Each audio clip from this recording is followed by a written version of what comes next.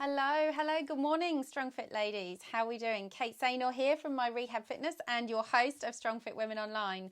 What I'm going to talk to you today about is how to work with your self-talk and make it work for you to stay more motivated.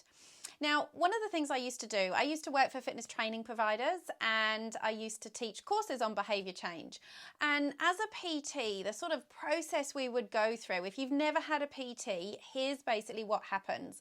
We get a new inquiry for a client, we will try and make a bit of a connection with them, build rapport, try and learn to understand where you are at with your training right now.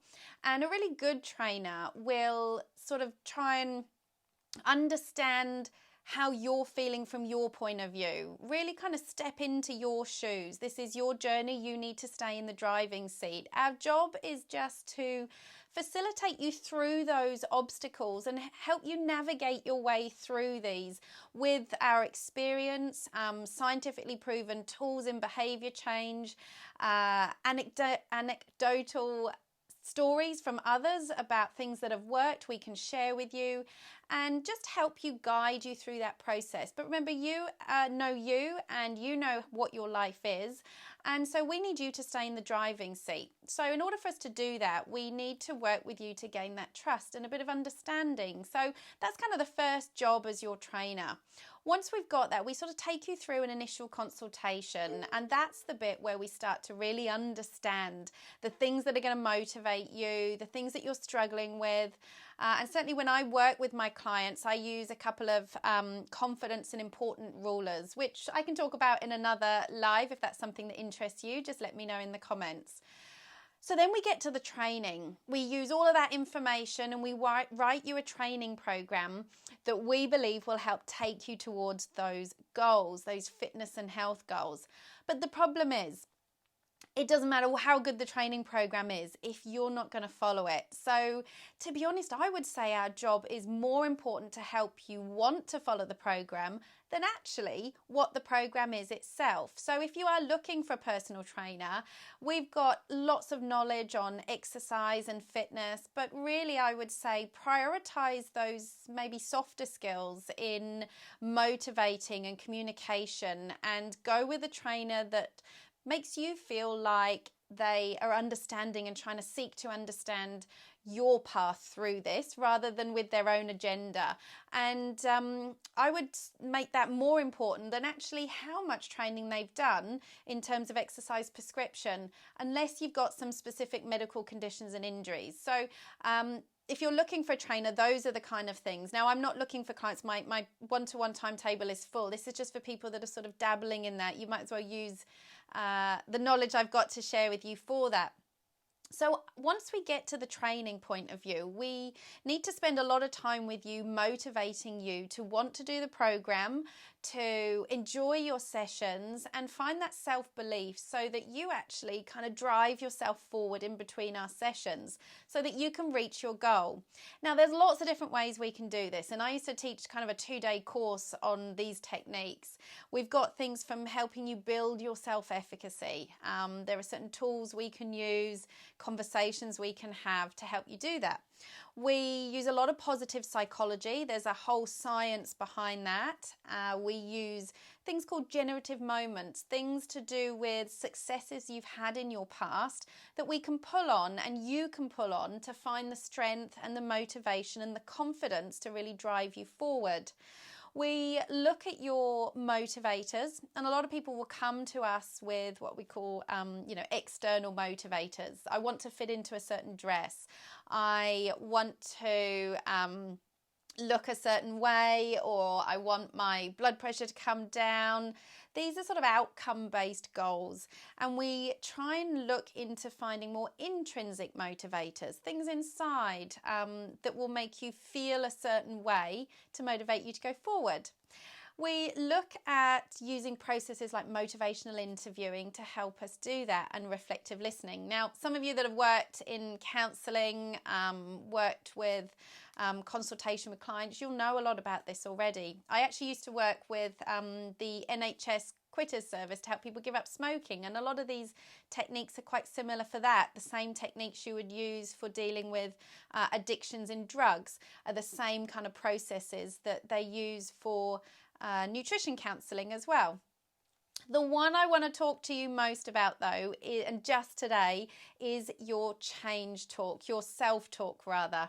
So if any of the others do interest you, pop the note in the comments and let me know. And I can keep doing a couple of little tips on this over the course of the next few weeks if you like, or just now and again, because I know motivation is something that comes up quite a lot when people join the group about the one thing if we could help you with, then that's the answer. So if any of those interest you, let me know and I'll talk more about those. But today's, at the risk of babbling on a little bit, is our self-talk. So I just had my live workout with the Strong Fit Women Online members, and we finished by talking about how the week's gone. My goal for them, and it would be the same for you this week, is to take a few moments to review your week. Ask yourself, how's this week gone for me? I challenge them to think of something relating to their fitness and the exercise side of things, something to do with your nutrition, and something to do with your behavior change, your kind of mental state, your attitude towards those things. So it was interesting. I wanted them to come up with something positive. But when I asked them, I had answers. The first answer when we talked about nutrition with one lady was, I wasn't so good with my food this week. First thing she said. Another lady said, oh, well, I wasn't quite on track with my workouts. I missed one or two. And what was interesting is the first thing we tend to do is say the things that we haven't done, the negatives. We've got this idea of our perfect, and if we haven't done that, the first thing that comes out of our mouth is what we've not managed to achieve. To be honest, that will make you feel really shit, and I don't want you to feel really shit, and I don't know if I'm allowed to say that. I have now, oh well. About your exercise and your week. So my challenge for you is to stop yourself and reframe that. Instead of saying what you haven't done, tell me what you have done. So write that in the comments now. When I ask you, how has this week gone in terms of your exercise, your nutrition, and your behavior changes and attitude, sort of mental health towards that? And write it below. What have you done? When you're talking this week and you're reviewing and someone asks you similar questions, the first step to changing this self-talk from negative into positive is to notice when you do that. Now, I can help the clients in conversations by literally stopping them and saying, well, did you notice what you did then? I want you guys to start noticing that yourself. So we're going to talk again about it at some point in the group. Try and start with the positives. What have you done? The next thing, if you notice the self-talk, if you were somebody that said, oh, actually, I've noticed all these not so healthy foods creeping back into my diet, instead of starting there, reframe it. Think about a way that you could have maybe expressed the same thing, but in a more positive way. Here are some examples. The lady in particular that was talking about not being on track with her food finished by saying, but you know what, right now I feel really motivated, I'm focused, and I know what I need to do. So she could have started with that. The conversation could have gone, how's the week gone in terms of your nutrition? And she might have started, actually right now I'm really clear on what I need to do over the next few days and I feel really motivated. Then she might have told me the last couple of days have not been quite on track, but that's okay because I've got a plan now. And the difference in how that makes you feel is huge.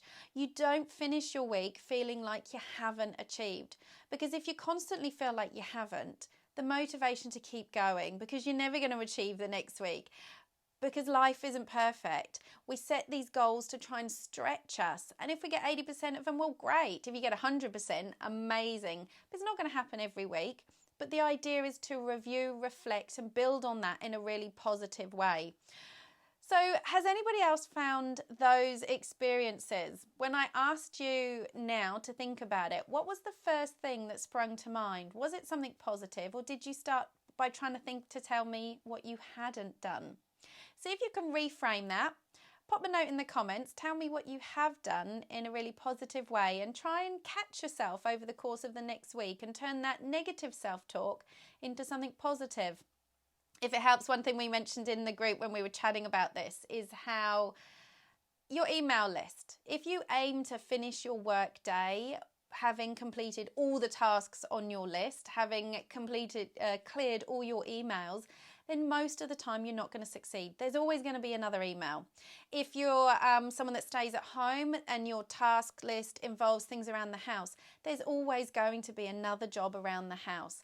The list is always never ending. It keeps us occupied. It's not a bad thing. It's what brings us back to work the next day. It's what makes us get up in the morning. Treat it as a positive, but reflect on it with perspective. So, okay, I didn't get all those things done, but what I did do is this, this, and this. Start building yourself up. Make yourself feel amazing. Give yourself pats on the backs about what you have done, and just watch what happens. The more you pat yourself on the back, the more you're going to get done. The closer you're going to get to your goals, and the more success you are going to have. And I know about success for me and with my clients. So share, let me know if this is helpful. And if you want some more stuff on motivation, pop a note in the comments. I'm happy to share. Have a great week.